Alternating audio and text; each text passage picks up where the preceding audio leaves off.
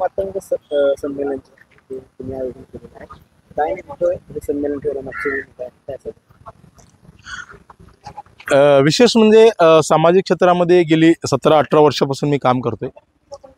त्याच्यामध्ये शिक्षण असेल, रोजगार असेल, तर हे करत असताना आम्हाला अशा गोष्टी ह्या लातूरचा सीमा भाग, उदगीर असेल, भालकी असेल, बिदर असेल, तर मोठ्या प्रमाणामध्ये जो अनुसूचित जमात जे आहे त्याच्यामध्ये मातंग समाज ते ख्रिश्चन मोठ्या प्रमाणात व्हायला लागले. तर हे त्यांच्यासाठी फार आणि देशासाठी धोक्याची घंटा आहे. उद्या चालून जर मोठ्या प्रमाणात जर ख्रिश्चन समाज जर तयार झाला, जसं पाकिस्तानची फाळणी झाली, हिंदू मुसलमान समाज जास्त झाल्यामुळे जो जिन्ना आहे त्यांनी स्वतंत्र राष्ट्राची निर्मिती केली. त्याच्या मागचं तेच कारण आहे. उद्या चालून जर ख्रिश्चन वर्ग जर जास्त झाला तर काय यांची गॅरंटी की आपण वेगळा राष्ट्र मागू शकणार नाही. म्हणून हा पुढचा धोका आम्ही ओळखून आमच्या जो बांधव गेलेला आहे त्याला आम्ही कन्वर्ट करतोय.